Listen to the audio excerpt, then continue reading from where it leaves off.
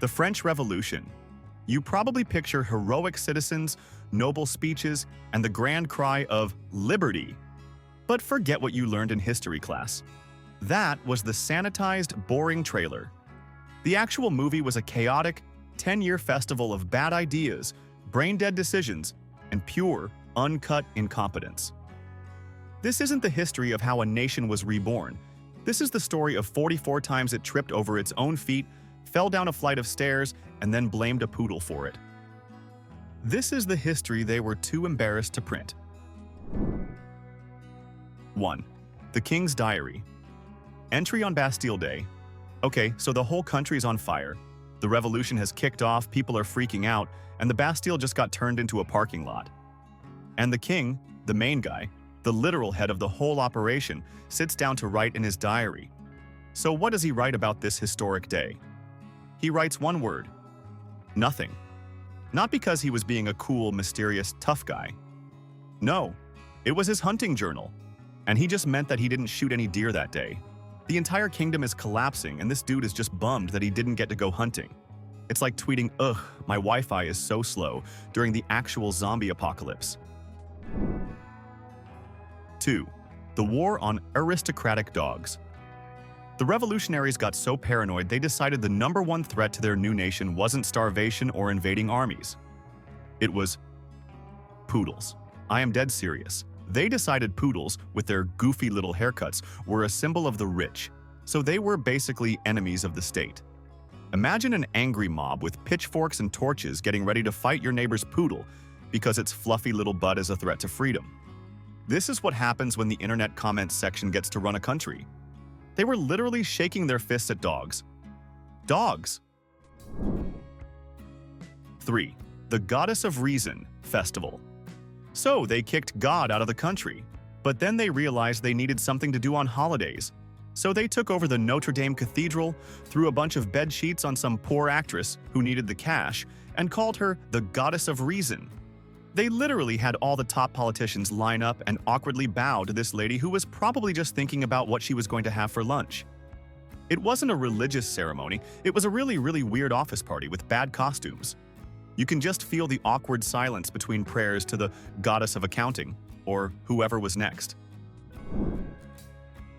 4. Marie Antoinette's peasant cosplay.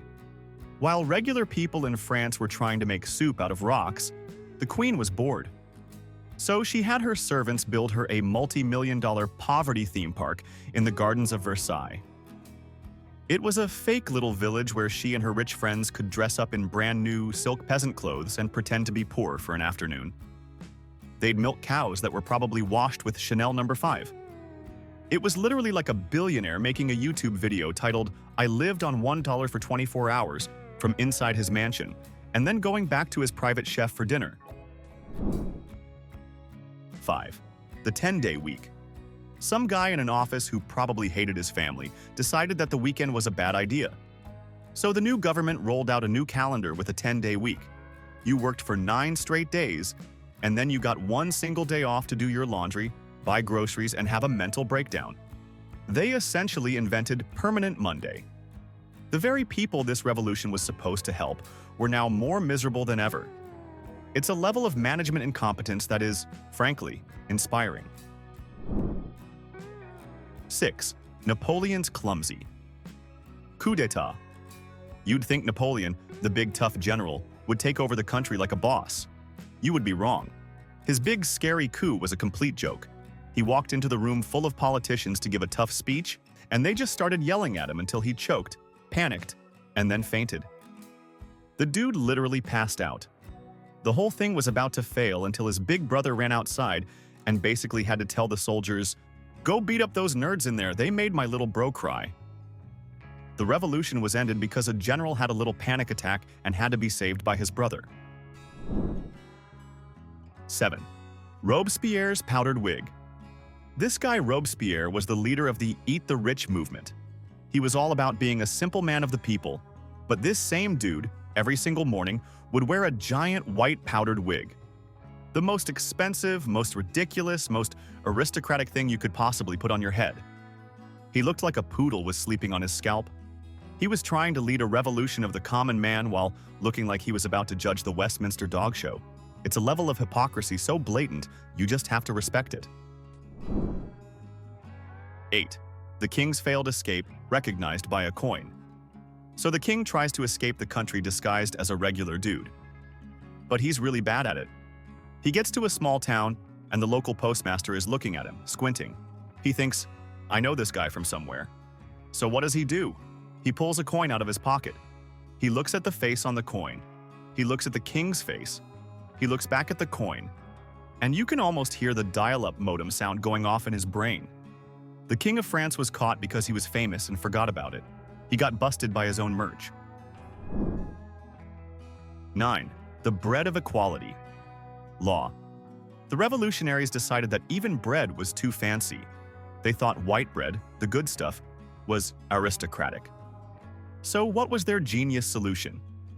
They banned it. They passed a law forcing every bakery in France to only make one type of bread, a dense, brown, sawdust-like loaf called the bread of equality.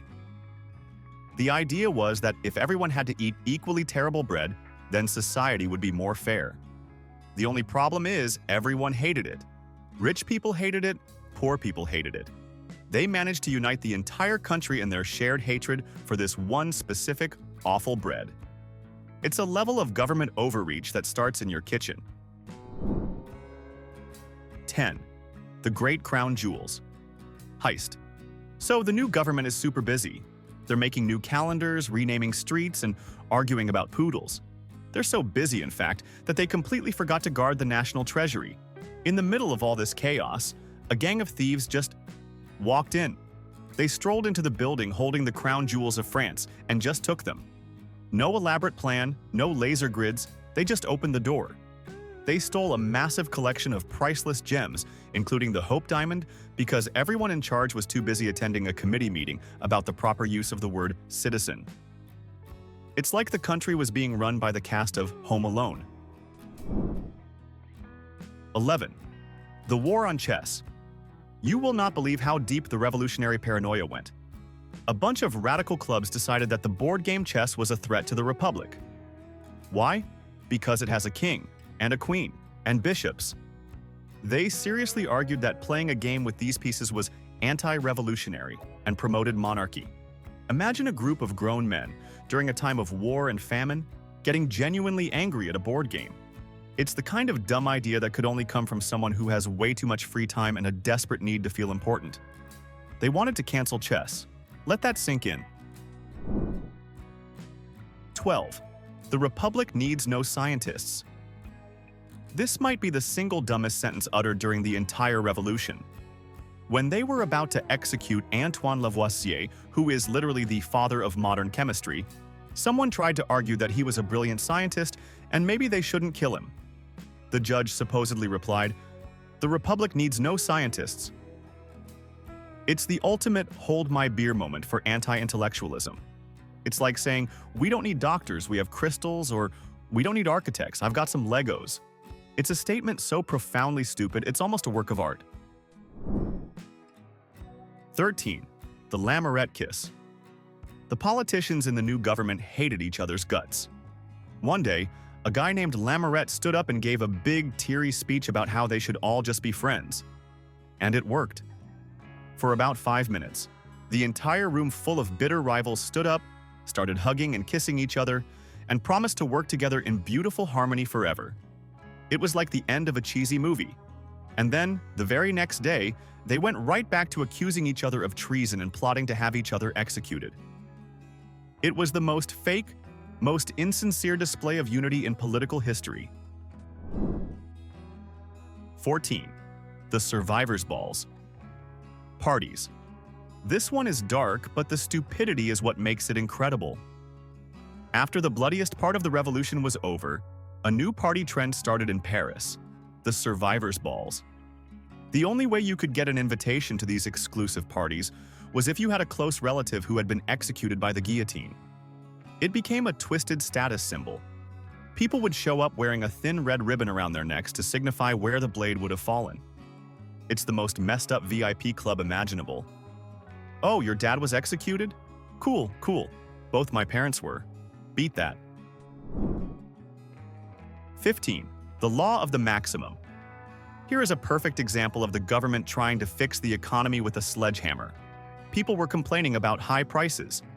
So the government passed the law of the maximum, which was a fancy name for a law that just made it illegal to charge high prices. What happened next is a shock to absolutely no one with a brain. Shopkeepers just stopped selling stuff. If they couldn't make a profit, they just hid their goods, creating even worse shortages and a massive black market. The government's brilliant solution to a problem made the problem 1,000 times worse. 16. Destroying books for having royal symbols. The revolutionaries were so obsessed with erasing the past, they went on a rampage of cultural vandalism. They would raid ancient libraries and destroy priceless, one-of-a-kind books that were centuries old. Why? Not because of what was written inside them, but because the fancy leather cover had a tiny royal symbol, like a fleur-de-lis, stamped on it. It's the historical equivalent of smashing your brand new TV because you don't like the logo on the box it came in. It's a level of cancel culture so extreme, they were canceling history itself because they didn't like the font. 17. The vainqueur de la Bastille. Pension. Fro. After the Bastille was stormed, the new government decided to honor the heroes who were there. They created a special title, Vainqueur de la Bastille, which means Conqueror of the Bastille, and it came with a nice little government pension for life. A few hundred people were officially recognized, but then, suddenly, everyone claimed to have been there. Thousands of people started showing up out of the woodwork, all swearing they were totally there, right in the front, leading the charge. It became a massive case of stolen valor and pension fraud. It's like if one guy won the lottery and the next day 5,000 people showed up claiming they all bought the ticket with him. 18. The mandatory red liberty cap. The revolutionaries decided that freedom wasn't just a state of mind, it was also a hat. They decreed that to be a true patriot, you had to wear a liberty cap, which was basically a floppy red beanie, like something a Smurf would wear, and it was mandatory. You could get in serious trouble for not wearing your state-mandated silly hat. Imagine trying to go about your day while a government official yells at you because your headwear isn't expressing enough revolutionary spirit. It's like being forced to wear a live, laugh, love sign around your neck 24/7, but with the threat of being declared an enemy of the state if you take it off. 19. The Asignat.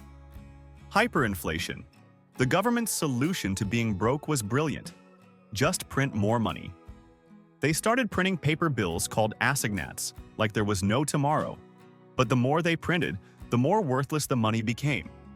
It got so bad that the money was literally cheaper than wallpaper, and people actually started using it as wallpaper.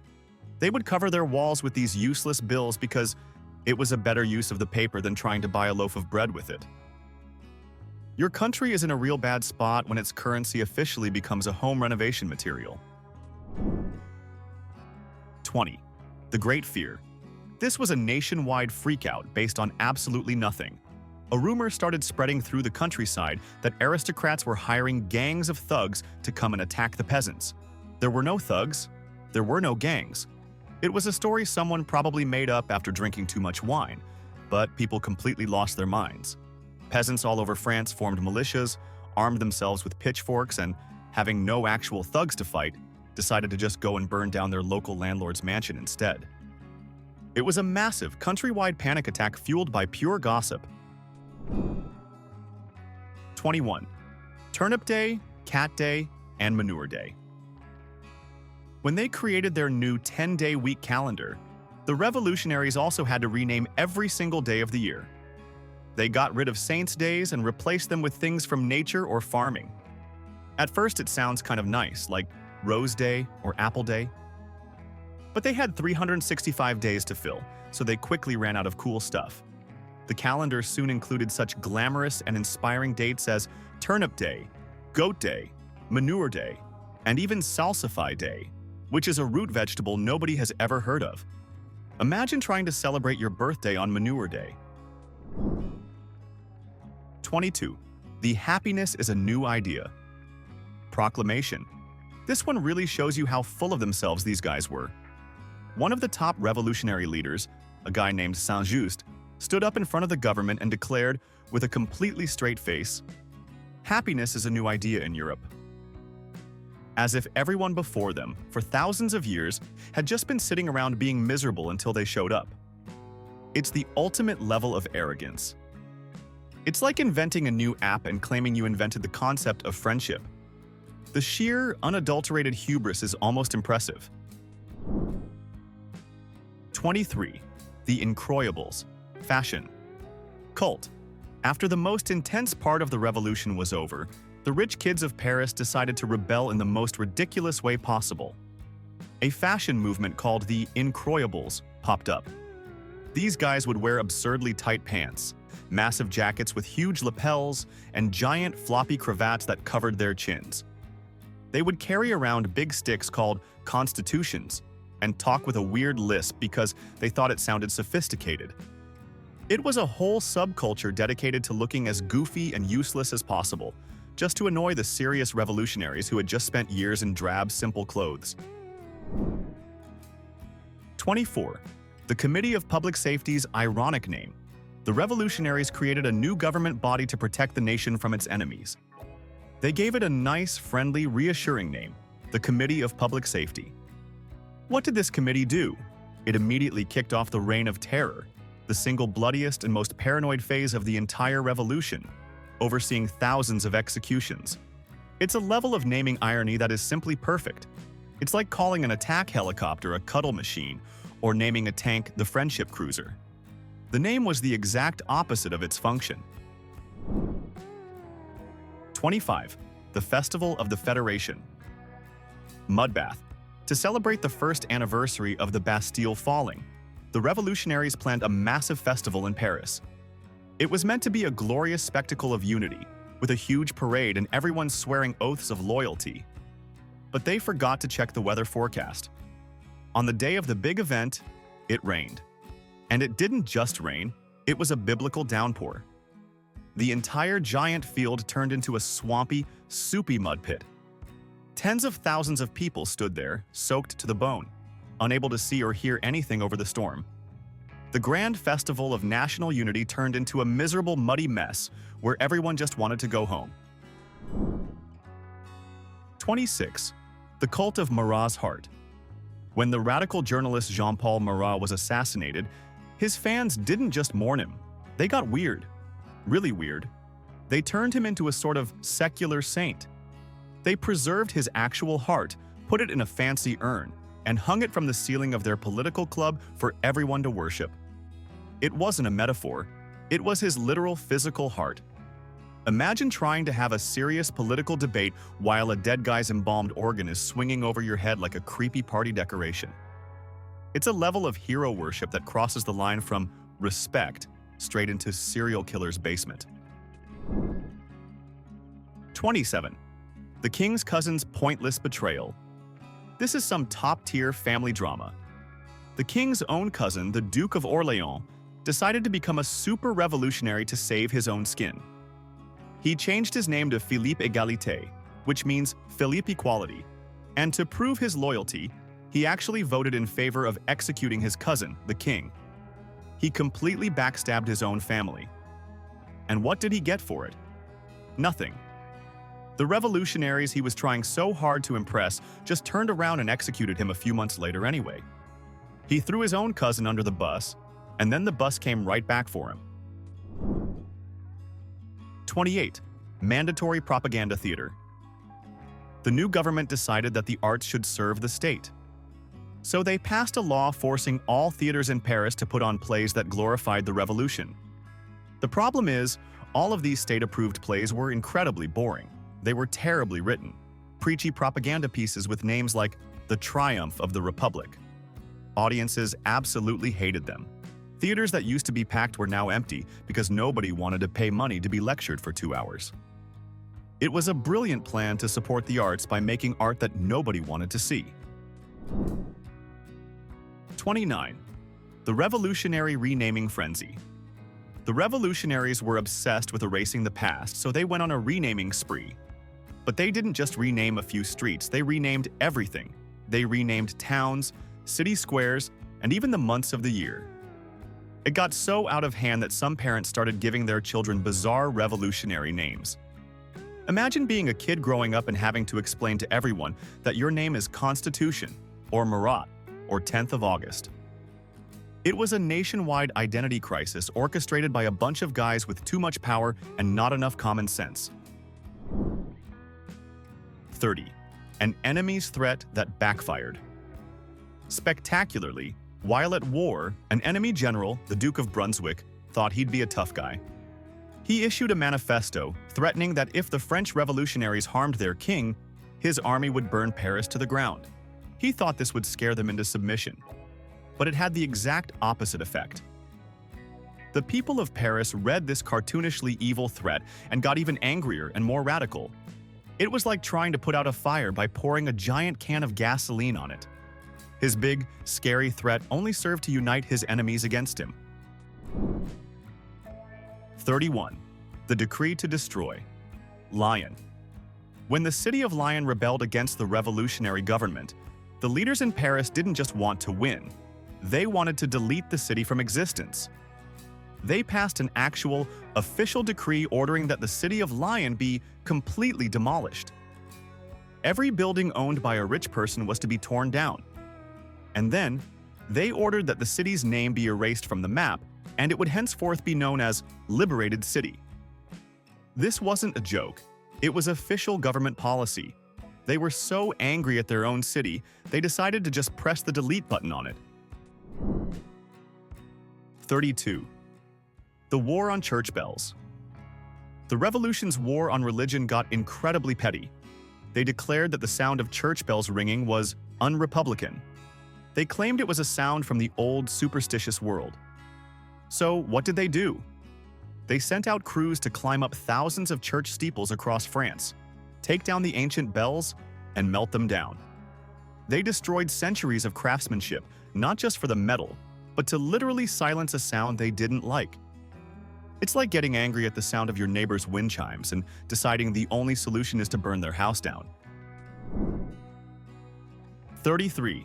The king becoming a prisoner in Paris. Early in the revolution, a massive crowd marched to the king's fancy palace at Versailles and demanded he move to Paris. The king could have said no. He had guards. He was in a giant fortified palace. But instead, he thought, you know what? This is a great idea. I should be closer to the people. So he willingly packed his bags and moved into a smaller palace in the middle of Paris, effectively making himself a prisoner of the very mob that was getting angrier by the day. It was the strategic equivalent of a mouse deciding to move into a house full of cats because he wanted to engage with the community. 34. The doctor who hated his own legacy. Dr. Joseph Ignace Guillotin didn't invent the guillotine, but he was the guy who promoted it as a new, humane method of execution. He thought it was a great, efficient idea, but then it became an icon of the Reign of Terror, and his name was forever attached to this terrifying machine of death. He was so horrified and embarrassed by this that his family actually had to formally petition the government after his death to change their last name, because nobody wanted to be related to Mr. Guillotine. Imagine being so ashamed of your big idea that your kids have to legally pretend they don't know you. 35. The Certificate of Civism. Bureaucracy. The new government was deeply paranoid. They were so worried about secret enemies that they created a new piece of paperwork, the Certificate of Civism. This was an official document that you had to get signed by local officials to prove that you were a good, enthusiastic citizen. Without it, you could be arrested. It turned being a patriot into a bureaucratic chore. Imagine having to go down to the DMV, wait in line for 3 hours, and fill out a form in triplicate just to prove that you love freedom enough. It's the perfect fusion of revolutionary fervor and soul-crushing paperwork. 36. The Thermidorian reaction. After years of the terror, when everyone had to be serious, virtuous, and dress in boring clothes, the whole country suddenly snapped. When Robespierre was finally overthrown, society swung violently in the other direction. Suddenly, it was all about wild parties, extravagant fashion, and acting as decadent as possible. Women started wearing see-through dresses. Men wore absurdly tight pants. It was like a college campus after final exams, but for an entire nation. After years of being forced to be on their best behavior, they all collectively decided to just get weird. 37. The empty royal treasury. The French Revolution is often taught as a complex political event, but at its core, it was much simpler. The government was broke. Completely, utterly, laughably broke. They had spent all their money on fighting expensive wars and building ridiculously fancy palaces. The country was basically running on credit card debt and wishful thinking. The entire revolution was kicked off not by a grand philosophical debate, but by the fact that the king's finance minister basically had to open up the national wallet and show everyone it was full of nothing but moths and old receipts. 38. Destroying Cluny Abbey for bricks. In their rage against the church, the revolutionaries decided to demolish the Abbey of Cluny, one of the largest, most magnificent, and most important medieval churches in all of Europe. It was a masterpiece of architecture and a treasure of history. So what did they do with it? They tore it down and sold it off piece by piece as building material. It's the historical equivalent of taking the Statue of Liberty, melting it down, and selling it for scrap metal to make cheap plumbing pipes. It was an act of cultural vandalism so short-sighted and stupid, it's hard to even comprehend. 39. The failed universal language. Project. The revolutionaries in Paris were convinced that their version of French was the only pure and rational language. They looked at the rest of France, where people spoke all sorts of regional dialects and languages like Breton and Occitan, and decided this had to stop. They launched a massive nationwide campaign to force everyone to speak Parisian French. It was a plan so arrogant and impractical that it completely failed. People just kept speaking the way they always had. It was a classic case of the central government thinking it could fix a problem that wasn't actually a problem, and being completely ignored by everyone. 40. The maximum wage. So the government's brilliant law of the maximum on prices had failed miserably, causing shortages everywhere. What did they do next? Did they admit their mistake and reverse the policy? Of course not. They doubled down. They introduced a maximum wage, putting a legal cap on how much workers could earn. So now, not only were the store shelves empty, but the very workers they were supposedly helping were legally barred from earning more money. They managed to make both the consumers and the producers angry at the same time. It's a masterclass in how to alienate your entire population in just 2 easy steps. 41. Forcing everyone to say citizen. The revolutionaries were obsessed with equality, so much so that they decided regular greetings were a problem. The words monsieur and madame were seen as too formal and hierarchical, so they banned them. They passed a law forcing everyone in France to address each other as citoyen, citizen, or citoyenne, citizeness. It made every single conversation sound incredibly awkward and robotic, like you were talking to a customer service chatbot from the 18th century. Imagine trying to flirt with someone by saying, "Hello, citizeness. Your mandatory revolutionary enthusiasm is noted." It's a perfect example of trying to force friendship through legislation. 42. The Royal Wine Cellar Party. This might be the most French moment of the entire revolution. When a massive mob stormed the Tuileries Palace, where the king was staying, they made a glorious discovery, the Royal Wine Cellar. It was one of the largest and best wine collections in the entire world. At that moment, they completely forgot why they were there. The angry revolutionary mob immediately turned into the world's biggest frat party. They tapped the barrels, broke open priceless bottles, and held a citywide drunken celebration that lasted for days. They came for justice, but they stayed for the free booze. 43. The salt tax hypocrisy. For centuries, one of the most hated things in France was the gabelle, a royal tax on salt. It was a symbol of everything wrong with the monarchy. So one of the first things the revolutionaries did was abolish it, and everyone cheered. Freedom. But then, a little while later, the new revolutionary government realized they were, in fact, still broke. So what did they do? They quietly introduced a brand new government tax on salt. They didn't call it the gabelle, of course, but it was the exact same thing. They became the very thing they swore to destroy, proving that nothing is certain in life except death, and apparently, salt taxes. 44. The war against all of Europe. In a moment of pure, uncut, 100-proof confidence, the new French government looked around at all the powerful, centuries-old monarchies surrounding them in Europe and decided, you know what? We can take all of them. Instead of trying to make friends or secure their position, they just started declaring war on basically everyone. It was the political equivalent of a tiny chihuahua trying to start a fight with a pack of grizzly bears. This single, incredibly arrogant decision plunged France and all of Europe into nearly 23 straight years of almost constant, bloody warfare. It was a bold strategy, you have to admit. A profoundly dumb one, but bold. So there you have it. A revolution powered by paranoia, bad bread, and powdered wigs. It proves that behind every great historical moment is a mountain of absolute, mind-numbing stupidity. Which brings up a really uncomfortable question, one they definitely don't ask in school.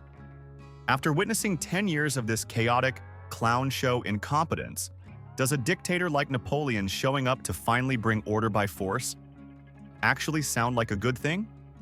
Let the arguments explode in the comments. And if you enjoy watching history make a fool of itself, show some support with a like and subscribe for more.